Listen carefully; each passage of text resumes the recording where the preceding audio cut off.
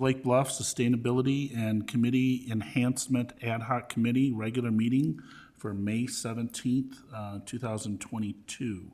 Can I get a call to order or can I get a roll call, please? Yes. Member Cole? Here. Member Twitchell? Here. Member Riker? Richer, here. Richer? Sorry about that. Member Hans and Member Barrett are absent. And Chair Renner. Yes, I am here. First up is a consideration of the April 19th regular meeting minutes. I think I heard a few minor comments about names. Yeah. Okay. Just, yeah. Any other comments? Those were mentioned, right? So, I shared them with Glenn.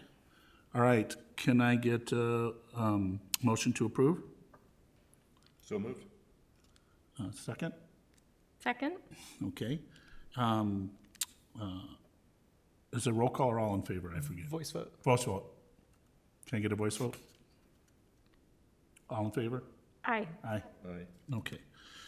All right, next up is, we reserve 15 minutes for non-agenda items, things that aren't on our agenda for tonight. Does anyone in the audience want to speak on something not on the agenda? Please come up to the microphone and give your name and address. Pam Russell, 448 Gurney Avenue. I will mostly read because then I'll stay on point. But first, I want to thank you as a committee for adding, as a goal, regulating gas-powered landscaping equipment this year. I think that's great, and also commend you on recognizing the importance of education and communication. I also want to recognize and thank you, Brian and Drew, for your work on the Regional Working Committee.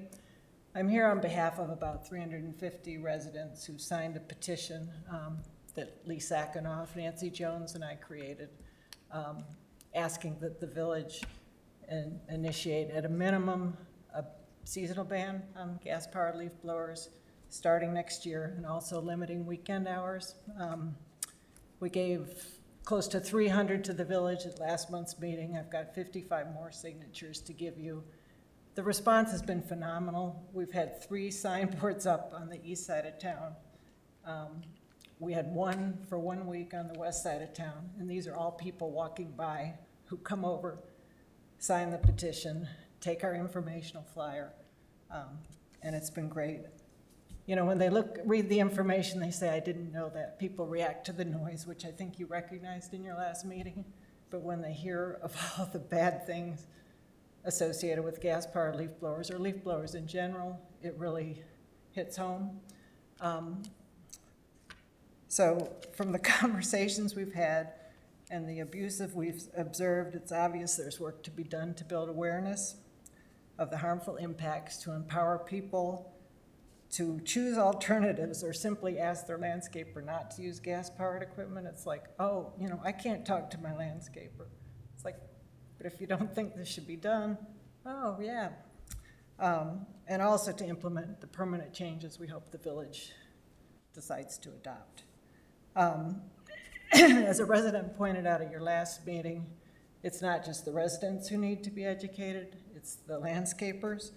While common sense should limit the use when the lawn's already leaf-free or when there's a dust bowl with the drought conditions, they're out there blowing puffs of dust and all sorts of awful things in the air. It's apparent that the residents want this change. You know, 350 signatures in a small part of Lake Bluff is pretty remarkable without going out and asking for it. Make it a priority this year.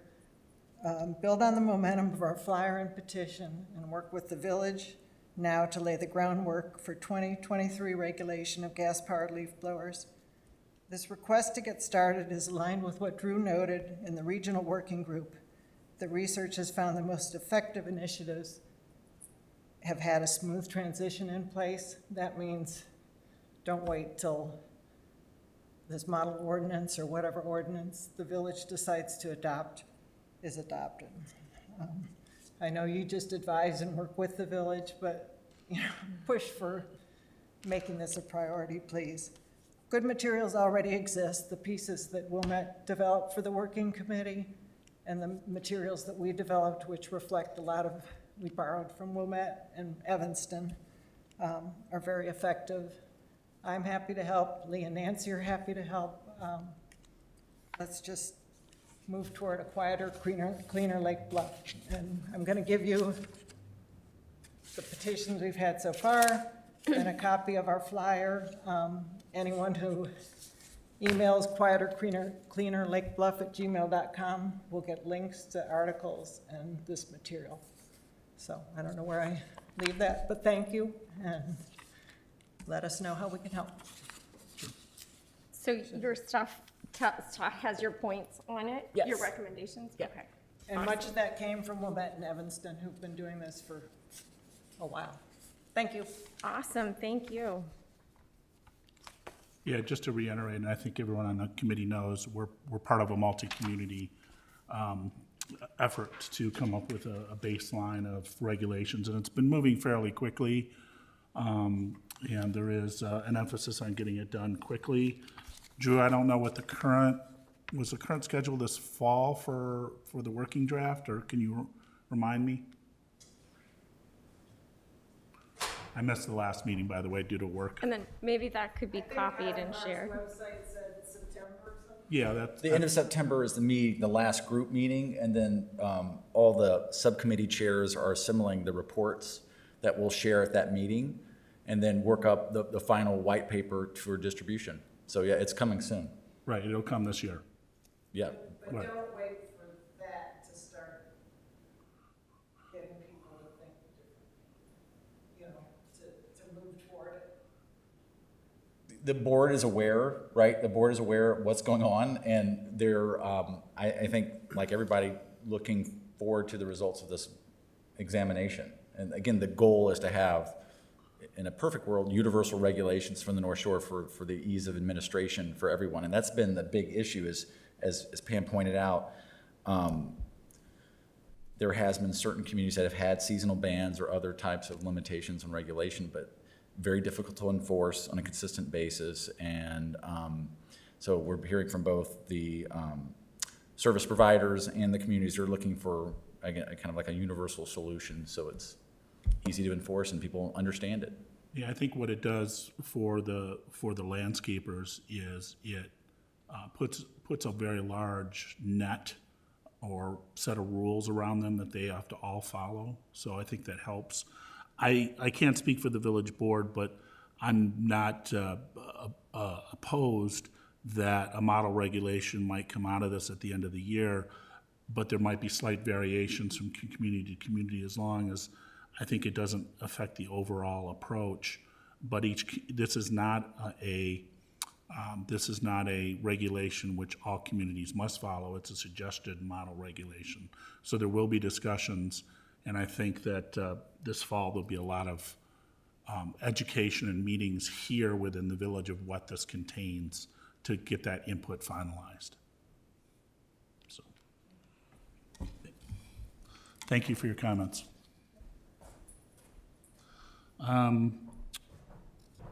Next up is our general business. Do you want to lead us through?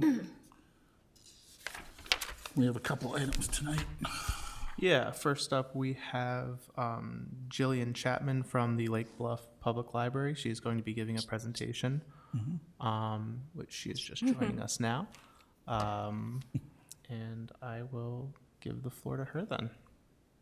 Hi, thank you so much. I'm sorry I can't be there in person, but we're short-staffed at the library, so I'm here just across the street. So I wanted to give you a little presentation or update about our learning garden that was approved by the SEC committee and the board back in May.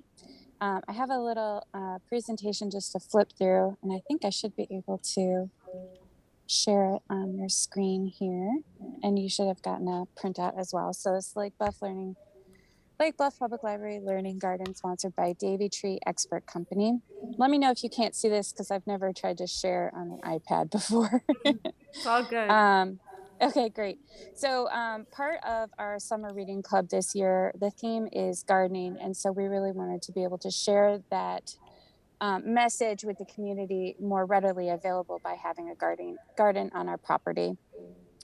with Glenn Cole's help, we were able to connect with Davy Tree Expert Company to get a substantial donation from them to be able to completely pay for the garden, as well as a couple other programs here at the library.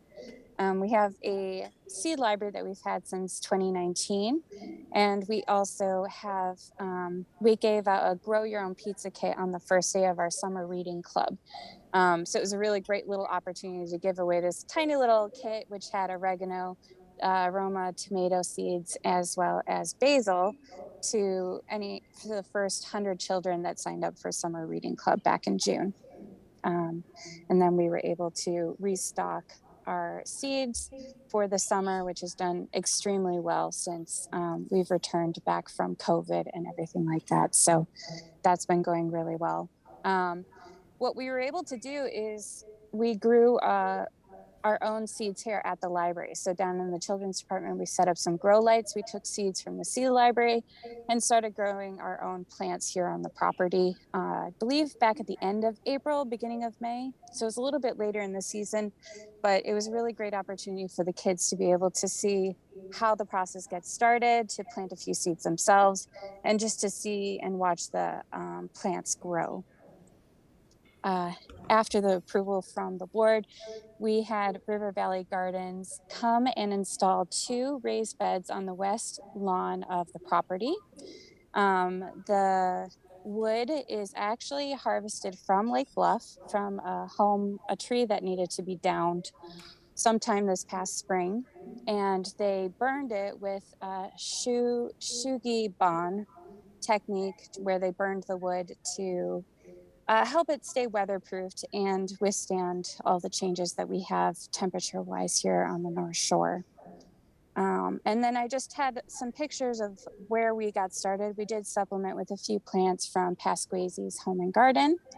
And then you can kind of see our little seed pods there in these pictures from the children's department. We purchased some cages that look like little barns to help with pests, keeping out any rabbits or squirrels, chipmunks, anything like that. And they did amazing. We really didn't have any pests except for a cabbage moth that has eaten has had a good substantial amount from our garden. We also installed a beautiful trellis right in between the 2 gardens. And then also, I think in the last picture you couldn't see, but here we also installed mulch around both of the raised beds, which was a suggestion from the meeting that we had with you back in May. And it just adds that special touch to the whole property, that it looks so much more official and approachable for the public. We did a foot-by-foot gardening technique where we were doing companion planting to determine how we wanted to space out the garden, but also have plants that would be able to give nutrients to the soil and then also take it. And they wouldn't be competing for the same kind of substances from each other. So this is a map of the 2 raised beds and all of the vegetables that we planted.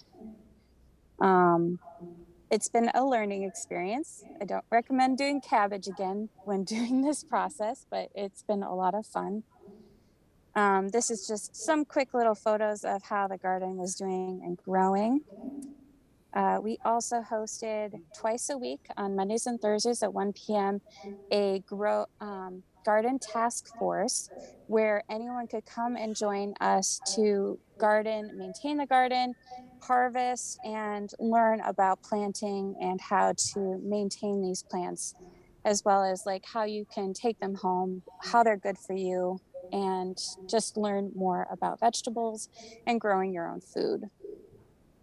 We also had a couple other programs that we partnered with Eloa Farm, a cooking demo, and an educational program called Trace the French Fry. So that was a lot of fun we had back in June and July.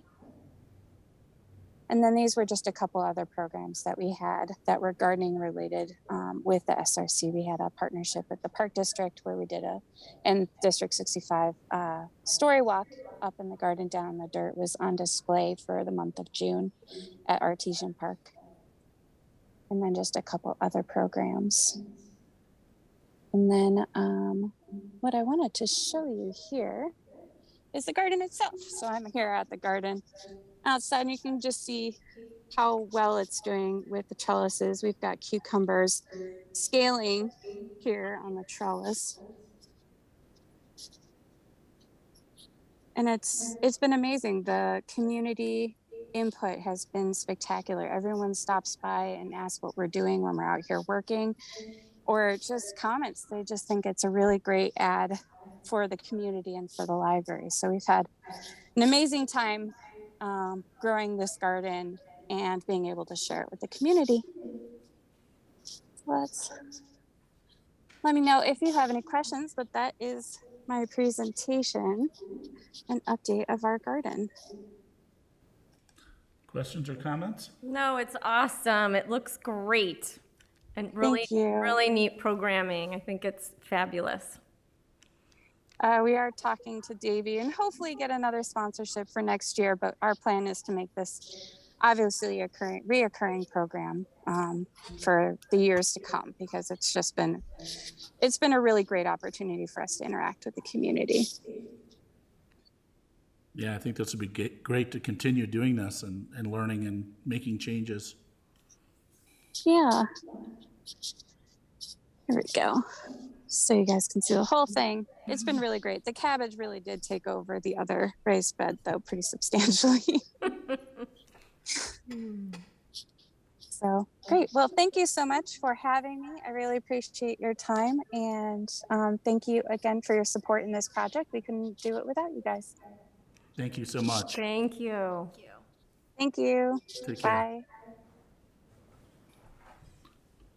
Well, that was great. Okay, next up is the storm presentation. Yes, we have our presentation on the recent storm that happened in the village and the flooding, and Glenn is going to be giving the presentation on that. Less uplifting. I'm sorry, I couldn't quite hear you. Less uplifting than Yes, prior. no, we, highs, lows. We'll see if Eric has, a redemption arc all the way around during staff report, but I'll try my best to contain the depressing parts. The lake isn't drying up. Yes, the lake has not come up to meet us yet, so, we have some things to be optimistic about. I'll mention too, as I get started, that this is not the best storm presentation in the world. This is only just a tribute. This was originally given by village engineer Jeff Hansen to the village board a couple weeks ago, but I helped Jeff put this together and happy to talk you through the significance of what it means. So if you were in town, you probably don't need a picture to tell you what happened, but I'm happy to give you a picture. This graced some of the front pages of the Chicago Tribune. We were the poster child of flooding along the North Shore, unfortunately, and that was for a reason. We got hit probably among the hardest. Obviously, that wasn't this weekend. It's a couple weeks ago now, but we were hit among the hardest in Lake County in the area by this storm. We received a little over 6 inches in the span of 6 hours, which may not sound like a lot, but that's a lot of water hitting really fast, and it needs somewhere to go and can't get there quite fast enough, even with the dry weather we had beforehand, even with not having the ground saturated. That's just a very difficult amount of water to move.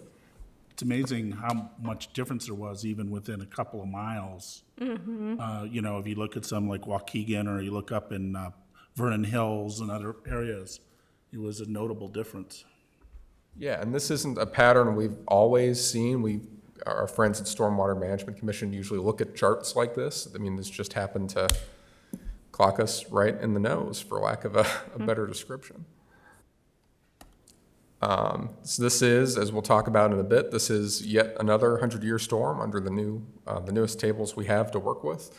It probably seems like every year there's another 100-year storm, which maybe defeats the purpose of the term, and to some extent, that's right. We know that when we say 100-year storm, really, perhaps better put, it's a 1% chance storm. So any given year, there's a 1 in 100 chance it'll happen. And so on average, it should happen every 100 years. But we know that these figures, these estimates are always looking backwards. They're not looking forwards.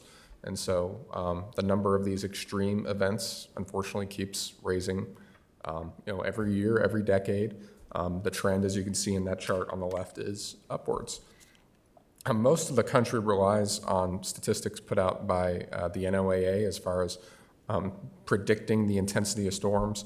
We've, in Illinois, have always used a little more local version put out by the Illinois State Water Survey called Bulletin 70. And actually, we are, in Illinois, are a little more progressive in the country for having updated these figures recently, just a couple of years ago in 2019, and what is now being known as Bulletin 75. So even though most of the country is working off of estimates that were done, I believe, the late 80s, we are using estimates that are starting to bring in the effects of our changing climate. In this case, Bulletin 70 in the late 80s says, a 100-year storm is over 24 hours, and there's different frequencies here, I should mention, right? The shorter it is, the less water you need to have an extreme event. We'll come back to that thread. But if you're looking at over a 24-hour period, in 1989, 7.5 inches would be the extreme end. Now it's 8.5 inches. We've gone up an inch of severity in a pretty short amount of time, and again, that trajectory is increasing. All these numbers we're talking about here aren't attempting to be future-looking. They're just based on the data we have to work with so far. So these are the charts we use to figure out how severe a storm is probabilistically, right? So there along our x-axis is the recurrence interval, right? So on the left is a 0.1% chance storm, so you're gonna have a bunch of these a year. On the far right is a 500-year storm, which should happen less than once in our lifetimes. And then going up, you have inches of precipitation. The curved lines starting from the bottom and going up just tell you how long the storm is. So this, let's see if I can give a little laser pointer here. Down here, this is 5 minutes, 10 minutes, 15, 30, 1 hour. It's really up here that we start to get into the systemic flooding impacts, although these can still be flash flooding in some parts of the country. So we're looking here really at 6 hour or 12 hour comes up a lot. In our village, pretty typical standards. Our goal is that at the 10-year line, this is actually, the colors are reversed, forgive me. At the 10-year line, which is here, we should have dry streets. You should be able to drive around without any difficulty. And at the 100-year line, which is here, we should have dry houses. We shouldn't have houses that are getting flooded with water overtopping or things like that. Our infrastructure should be able to move as much water as is needed until you hit these lines. So the first storm, this is actually slightly before my time, that had some people starting to discuss this, was the May 2014 storm. In that case, we had a little under 6 inches in 12 hours. So again, you remember, the shorter the duration, the less intensity you need to hit these crazy probabilities. Under those old tables, under the 1980s tables, that was a 100-year storm. That had 1% chance of happening. Under the new tables, that's a 25-year storm, 4% chance of happening. So we're seeing bigger events, again, become more common. One I was here for, my first exposure to the viaduct flooding, as it were, July 2017, 6.5 inches, give or take, in 12 hours. So again, under the old tables, this would happen less than once in my lifetime. Between me and my children, one of us would see it. I don't have kids, but metaphorically speaking. And then under the new tables, this is going to happen twice in our lifetime, give or take. And now here we are again. The curve keeps going to the right, 6 1/3 inches in 6 hours. Under the old tables, I can't tell you what the frequency of that was. They only charted them out so far, and this is off the end of the chart. Under the new one, this is the new 100-year storm again. So again, as you can see, we keep moving to the right, and to some extent, what we're trying to design our stormwater infrastructure for, we're chasing a moving target. We're further ahead at chasing it than a lot of the country, but it's not the most optimistic picture. You'll remember we spoke with this group, we spoke with a few groups around the village about our stormwater master planning, a village-wide stormwater study a few years back. I believe that was 2018.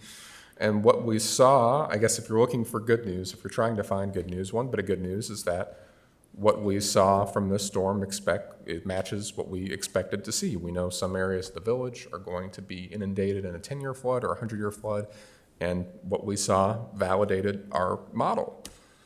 So here on Pine Court, you can see this splotch of water right there in the middle of Pine Court. And here's a splotch of water in the middle of Pine Court.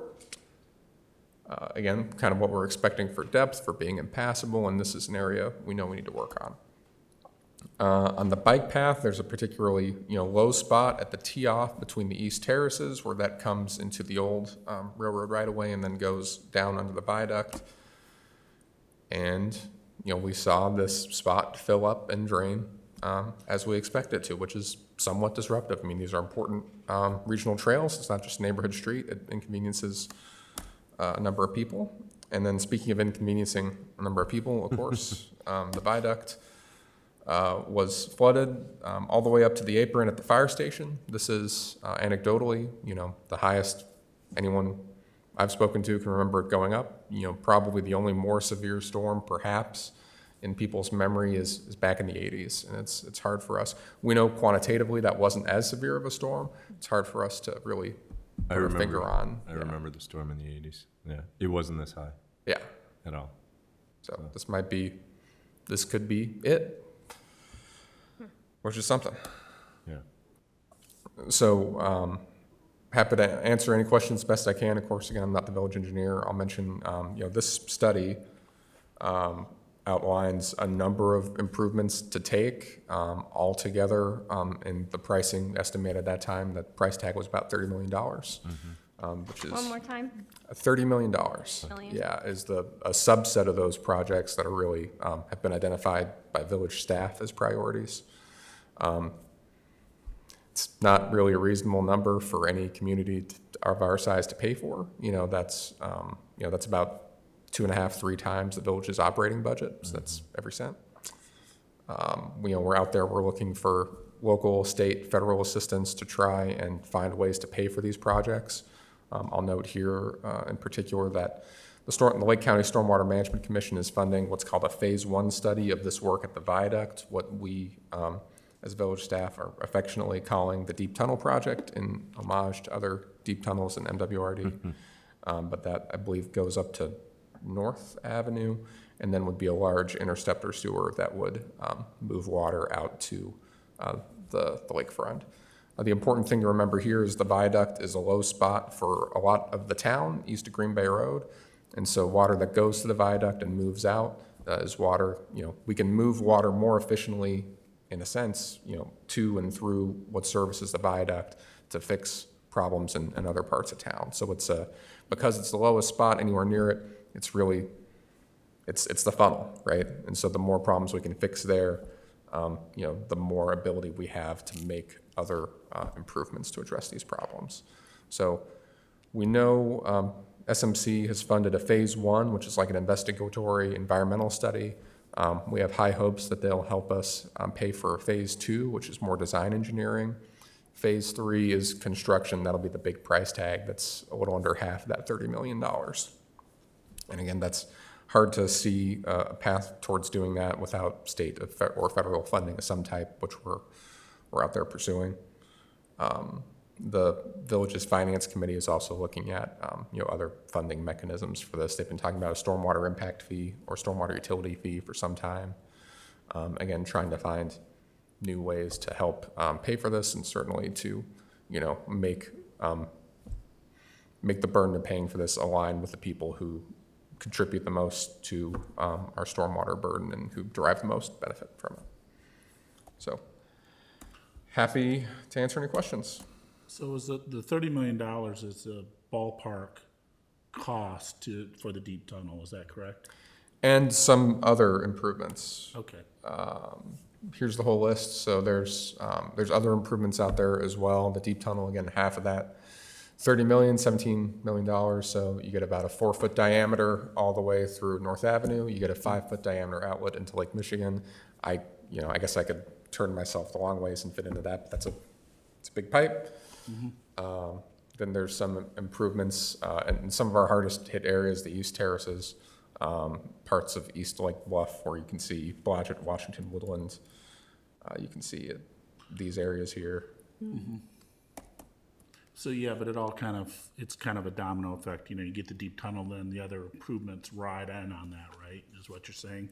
Is the deep tunnel, where is it at in terms of its design study or design phase?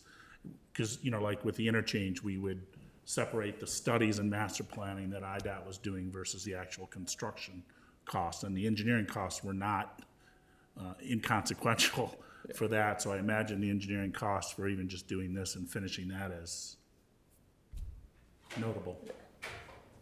Village Administrator Irvin has a better handle on the cost. Again, SMC is helping us fund that cost, but I don't know off the top of my head what that number is. We're sharing the cost 86-14. County's carrying most of that burden Okay, for the design phase? for phase starting? one, and that's like a planning study where Right, they look right. at it. I mean, we have, I would call this modeling has created, this is what it would take in terms of capacity, and, the 72-inch pipe and the general layout, geographic location, and then the phase two gets into more actual construction level drawings and identifies any property necessary to complete the improvement. Sure, And then phase three is the actual construction. right.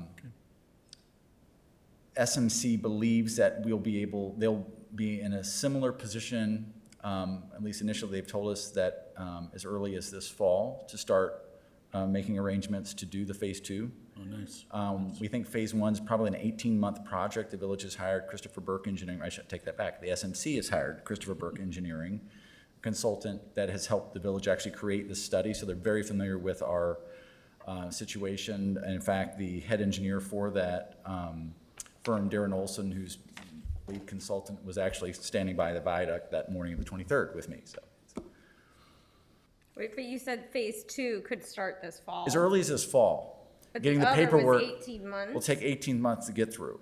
Phase two will take 18 months. Phase one will take 18 months. The getting the documents and the funding lined up for phase two could start this fall. In terms of Got it. So they'll overlap a bit.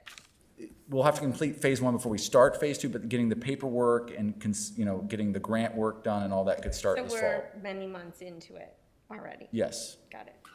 But phase two could take 2 years or more, and then you've got the construction that could take 2 or 3 years, right? So we're looking at a solution probably 5 years out there At the least. earliest. At the earliest. And the phase one, the critical part of phase one is working with, the arrow pointing to the viaduct. So that's state-owned asset, right? Not the villages, but there has historically been a little bit of friction between the village and the state in terms of when does that responsibility begin and end. The state has historically said their responsibility ends at the right-of-way.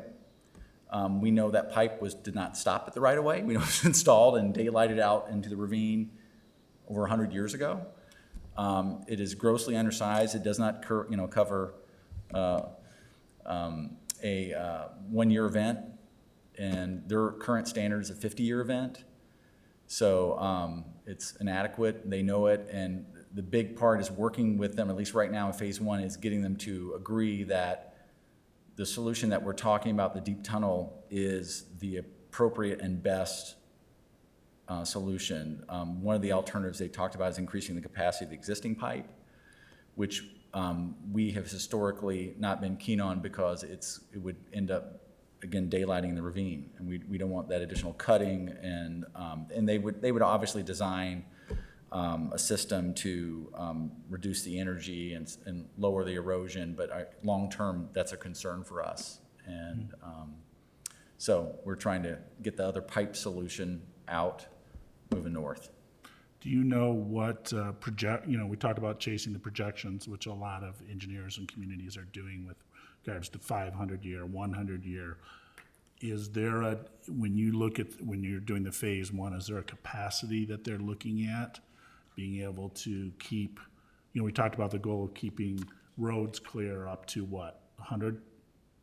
10-year event. Yeah, 10-year? Dry pavement, 10-year. Is that what this is gonna do, or is this gonna take it even further, like the future This is, 10-year? no, that the village is using that 100-year storm solution to keep water out of properties. It really varies. Again, we're focusing on the state standard because it's the state asset. Right, And it's 50-year is a big improvement, right? It's not like even this most recent storm would still had water standing, just not as long. That's Right. what I was getting to. Yeah, it's not gonna, I mean, not, an engineered underground solution is not the end game here, right? There's always gonna be some overland flow and some pipe solution. Okay, But 50-year is the state standard, the goal, the new 50-year the standard. new 50-year, okay. Plus, it's, even if it was a 100-year event like it was just recently, you're looking at a significantly reduced time that it would be shut down. It just takes a little longer to drain. So it won't be dry all the time. It would be wet for a while, but it will reduce fairly quickly, Much more rapidly. much So rapidly. the goal would be for a 50-year storm, basements are dry. Is that what you're saying? I'm saying that in this particular, for this particular solution, this would be designed for a volume of water that would meet the 50-year standard storm event. Bearing in mind, it's capturing volume from the terraces, right? Right, From that's what's good things- to hear too, because right. these terraces, which I East- live in, have not been doing well. East of Green Bay Road, so like the Pine, that can be solved there. We can move, we would have the ability to move more water out of there. So right now, the village did some work on Lincoln, just west of Malman there, on the north side of 176. We installed a stormwater sewer that we knew was gonna add and contribute, further aggravate the ongoing flooding, but we knew it's better moving it out of there. But at some point, IDOT's gonna not let us do that anymore. We think we're there already. We took us a long time to get those permits. But the terraces can benefit from more of the ability to move more water out of their subdivision, again, like Pine, and what's the other cross street that will occasionally, you can see those low areas. Where's the, we don't have a, I was just using that. but in the terraces, we can see the water pools there. We know the water gathers there in those locations. We can move that water out of there faster and meet those standards, the village standards. I tried to get them to you off my phone, but I couldn't. I have videos from 3 a.m. in East Terrace, me sloshing around in my boots. I believe you. But in this particular storm, because, I mean, every storm is different, and we always say that, and it's like every snow event is different when we have to scrape the streets. But this particular storm, because it was so dry leading up to it, the ground was a sponge, right? It was, I mean, Green Bay Road was obstructed early in the morning, but by, Right. 8:30, it was already clear, Yeah, it would have been a lot worse if we'd had a week of like steady low-level rain. for sure. So, Makes a difference. Similarly, to your point, I mean, one of the reasons we had less damage with this storm is because there was a lot of water and not a lot of wind damage, not a lot of anything else. Power stayed on. yeah. Some pumps kept running. Comparatively, Good we point. think. Lake certainly Forest compared had to outages. 2017, Yeah. Lake Forest averages. In the it same was storm a much worse situation despite having, an inch or two less of rain. Yeah, I have dual sump pumps, one's emergency backup. They ended up both running for a little while because the first pump couldn't pump enough water. I believe it. But no, it's good to see this. And I know that you had previously ongoing around the village little projects every year that you were targeting to try and finance and working on. I think last budget I saw, you might have spent a couple $100,000 on improvements around town. We're still doing certain stormwater improvements with the road program and just general neighborhood nuisances. There's, I think, 25, 30,000 each year in every budget that's getting approved by the board that's getting some of those nagging situations. This deep tunnel project, I mean, we can stick a lot of straws in that and solve a lot of the neighborhood solutions. right. Again, east side and west side. It's not the end all. It doesn't cover everything. Certainly No. the southeast of the village has issues which has to be planned and designed down to like the Oak Terrace Ravine Forest area. You can see in the southern part of the drawing there. That's an area that we've been aware of for a long time. It's undersized infrastructure, and it's draining into a ravine. Like most of these end up in the ravine, so we have to be careful how we Yeah. marry up to those. What was the reports from residents around town? Did you get some feeling of how the homes were affected? Yes, and again, it's, the model is accurate. We got reports from places we suspected we would. Remind me to consult this map before I buy my next home. Yeah, good point. Yeah, I mean, this is not, again, this is not the entire village. Tangley's not part of this. Tangley's a newer subdivision. They have more infrastructure to manage stormwater, same with the sanctuary. But they're not built to the current standards either. Right. Just as a high level, we are not in a floodplain zone. Correct. We are like zero. We have zero structures in the flood, yeah. Right, so when you look at like getting flood insurance or FEMA maps, it's actually, the flood insurance is actually cheaper than a lot of places in the country because we don't consider us high risk. So we should all consider that. Yeah. Although I'm not an insurance expert, I looked into it and there's a fine language in some of these insurance statements between surface water and floods, I guess, but I'm not an insurance legal. Yeah. Might be raising of the groundwater levels as opposed Yeah. to surface water Yeah. seepage. Yeah, seepage and how they view it, but, I don't have a basement, so I don't have to worry well, about good it. for you. Lucky man. Yes, I had water in my basement, not a lot, but enough. Yeah.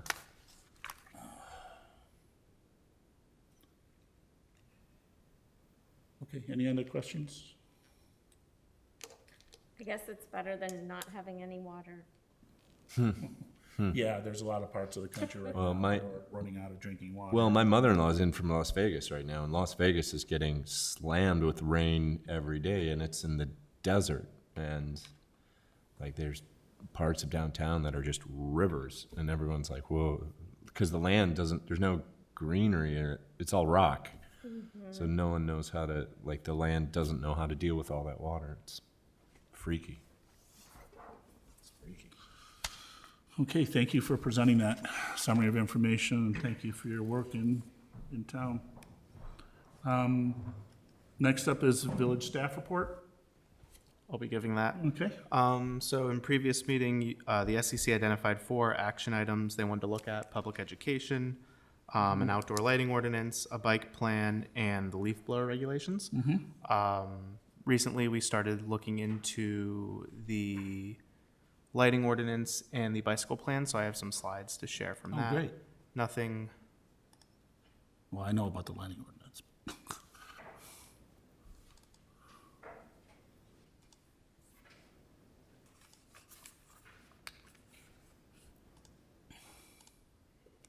So with the lighting ordinance, looking at the Dark Skies Association, they typically recommend to put the village into different lighting zones, starting at lighting zone 0, going up to lighting zone 4. So we made 2 different ones for the possibility within Lake Bluff. One of them is a 3-zone map going from 0 to 2, and the other is a 4-zone going from 0 to 3.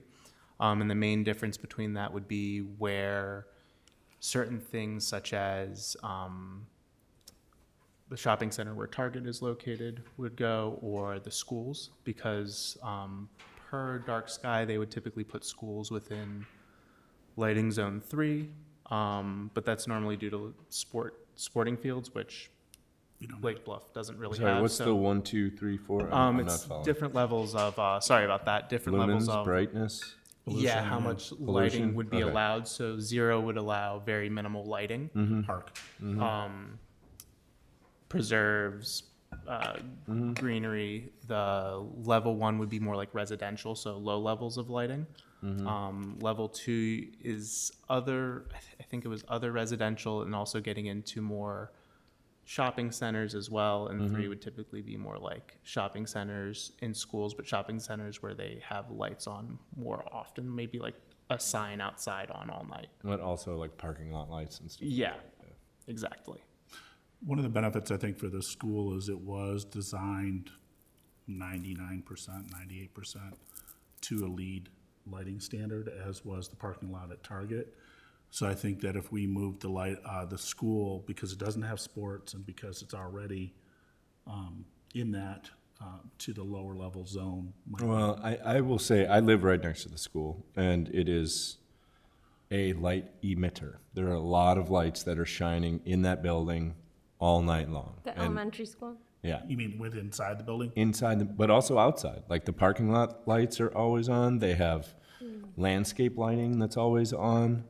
It is, I mean, the lights come through. At winter, it's It's bright. I know that I believe the parking lot lighting is dark sky compliant in terms of light. But it's still light emissions, you know, like even though it is like only going down and not contributing to the larger Right. light pollution, it's very bright there at night. And same with the parking lots at the Park District. You know, there's a whole empty parking lot there that is completely illuminated. Which, I mean, if I had my say in it, I would love to try and get them to turn off a lot of those lights if possible. Especially like the golf course maintenance sheds as well. But I know One of the challenges we'll have as we go through this, and there'll be lots more discussions on this standard as we draft it, will be the concept of retrofits. We're going to look at all parts of the village. That includes residential, includes commercial, it includes government, parks and schools. And I think that we're going to have to look carefully, and we've started to discuss already what would trigger retrofitting something, say controls, turn it off at this time, turn it on at that time, within these various zones. And we're gonna have to look carefully at that. Typically, the way we've done things in the village in the past, like with sprinklers or other things, is it's triggered when there's a certain renovation or permitting cost that exceeds a certain threshold or addition to a structure, that it becomes okay if you're spending $100,000, $200,000, $1 million, to spend $20,000 on some new lighting control panel is not that big a deal, right? So those are one of the things we'll have to discuss as a committee and what we recommend to the village board. And another thing to keep in mind, and I'll just, this is something that's you might find very interesting. I was in the Peace Corps in West Africa. I lived in a mud hut for 4 years, no electricity whatsoever. But when the full moon events were out, during full moons and, the subsequent nights between those, you didn't need a flashlight. You didn't need any light whatsoever, So if we are considering having controls, potentially we could, incorporate monthly full moon events where it's, those 4 days leading up to the full moon, before and after that, everything is going to be lit up regardless. Just food for thought. The new Illinois energy codes that are out there right now have fairly extensive lighting controls based on not only at night, but times of night and reductions. And so those will also be a part of this. So it's definitely there. So I'm sorry to interrupt, but I think I got we need to look at the zones, make a decision on where we're going to go with that, but it doesn't have to be tonight. So with that, we also discussed different ideas for the ordinance as well. But additionally, we also started talking about what would it look like with a bicycle plan, specifically connecting the trails to the beach, and identified 3 different roads. What would it look like on those, East Center, East Scranton, and East Prospect? And this is from the Federal Highway Administration's small town and rural guidelines for different types of bike lanes. And it, on the right, it'll show you kind of where they recommend this type of bike lane, on how high levels of what the level of traffic is and what the speed limit would be, and as well as dimensions for how they should be. So painted bike lanes, side paths, which combine with the sidewalks, where pedestrians and cyclists would travel together, as well as separated bike lanes, which are exactly as they sound, separated from the traffic. And then the other option, and this was something we created up, are sharrows, which is essentially painting a bike logo onto the pavement and would show that the automobile and the bike share the travel lane. So we went out, we measured the streets and created some SketchUps on this website, StreetMix, to see what the dimensions and the width of these right-of-ways were and what could be done to them. I do have one of the examples we came up with. Again, this is nothing concrete. This was more just seeing how would it look if you installed a painted bike lane on East Center Avenue. And it would involve removing the parking, just due to the widths that are required, as well as needing to keep the travel lane for the automobiles. So you would remove parking on Center if we were to do this? All the way up This to is the just beach? one thing we were looking at. This is nothing concrete. This is nothing like this is what it would be. This is more of what would a painted bike lane look like on Center Avenue.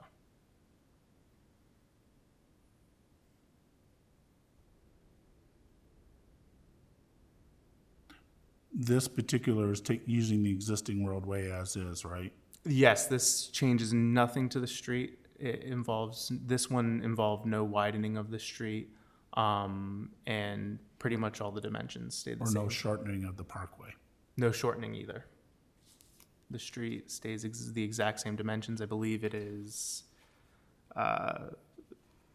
16 feet wide on both sides, and they stayed the same. There's not much I'm trying to think, there's not much street level parking on Center except until when you get to the beach, right? Everybody parks on Center of the beach. But like, for the most part, you don't see a lot of street parking on Center whatsoever. I'm trying to think, if we were to choose Center, the biggest disruption obviously would be parking, but all the way down to the beach, I think a plan would have to be made for how we would handle that, because I know, on busy beach days, sometimes all the way back to Moffett, But everyone will take their bike now. But I think that, yeah, remaining parking in certain areas would have to be or accommodated in another fashion.